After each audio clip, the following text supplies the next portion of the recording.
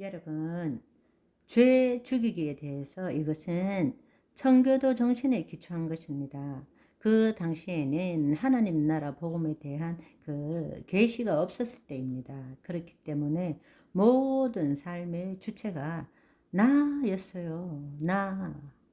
그래서 죄 죽이기가 엄청난 중요성, 신앙생활에 있어서 중요성을 띠고 있는 것이죠. 그런데 우리가 신자의 삶을 살게 되면 우리는 죄사함을 받고 구원을 얻었기 때문에 더 이상 죄를 짓지 말아야 한다라는 사고방식이 우리를 지배하고 있어요.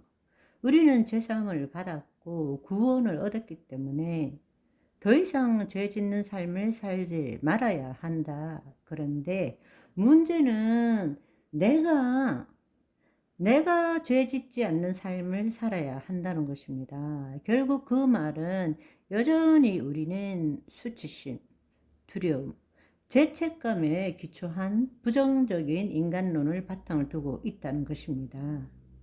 나는 원죄가 아니라 원복이 있고 신성이 있는 그리스도 안에 새로운 피조물이라는 것을 알지 못하기 때문에 스스로가 지금 죄책감, 수치심, 두려움에 기초한 인간론을 기초하고 나는 그렇기 때문에 죄 짓지 말아야 한다고 생각합니다. 따라서 우리는 모든 삶에 있어서 돈 두 대 하지 말아야 될 것에 경계를 해야 돼요. 죄 짓지 않도록 경계하는 삶을 살아야 합니다. 늘 무엇을 하기보다는 두잇 하기보다는 돈 두 대 하지 말아야 되는 데에 초점을 두는 삶을 살아갑니다. 그리고 죄를 지을 때마다 자기를 정죄하고 회개합니다. 3시간을 기도했는데 또 내가 이렇게 했다는 거죠. 묵상을 2시간 했는데 전화 한 통 받고는 헷가닥 되는 거죠. 뭐라고? 너 나한테 지금 뭐라고 그랬어? 이러는 거죠. 결국 자신을 정죄하고 회개하게 됩니다. 신앙생활의 대부분이 뭔가 하면 우리가 사로잡혀 있는 것이 죄 짓지 않음으로 하나님 보시기에 거룩한 삶을 사는데 초점을 두고 있다라는 것입니다. 그럴듯해 보이잖아요. 우리 그렇게 신앙생활 해왔잖아요. 그런데 죄 안 짓게 됩니까? 그래서 거룩한 삶을 살게 됩니까? 늘 우리는 그 속에서 헤매고 있는 거예요.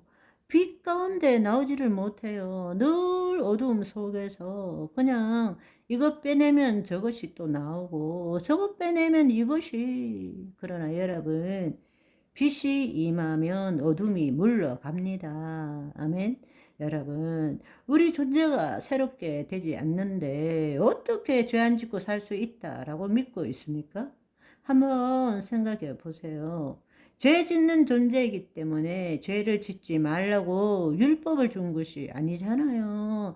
죄를 지을 수밖에 없는 존재이기 때문에 하나님이 누구이시고 죄가 무엇인지를 알려주기 위한 것이 율법인 거예요. 율법을 준 것은 죄로부터 벗어나서 새로운 피조물이 될 수 있기 때문에 율법을 준 것이 아닌 것입니다.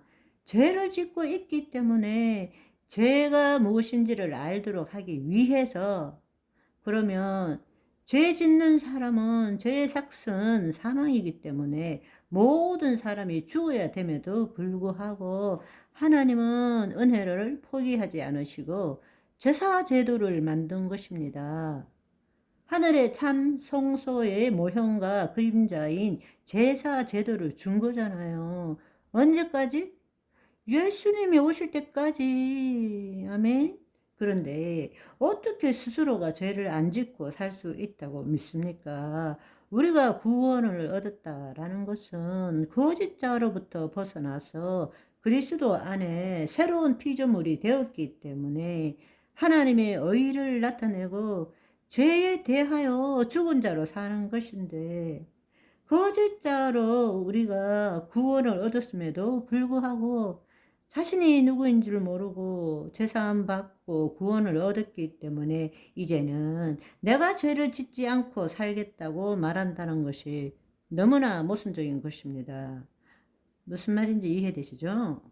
여러분, 내가 주체가 되어서 죄를 안 지으려고 애쓴다라는 것은, 그것은 구약의 율법주의적 신앙인 것입니다. 우리는 여기에서 거짓자로 산다면 죄 가운데 사는 존재입니다. 죄로부터 벗어날 수 없는 존재인 것입니다. 우리 존재가 새롭게 된 것을 깨닫지 못하면 우리는 죄에서부터 벗어날 수가 없는 것입니다. 우리의 관심은 예수 그리스도 안에 거함으로 새로운 피조물로서 하나님의 의를 나타내는 것에 우리가 초점을 두어야 되지, 여전히 거짓자가 주체가 되어서 자기가 죄를 짓지 않고 거룩한 삶을 살고자 하는 데 있다라는 것은 비복음적인 신앙생활인 것입니다. 그러면 여기 살면 죄를 안 짓느냐?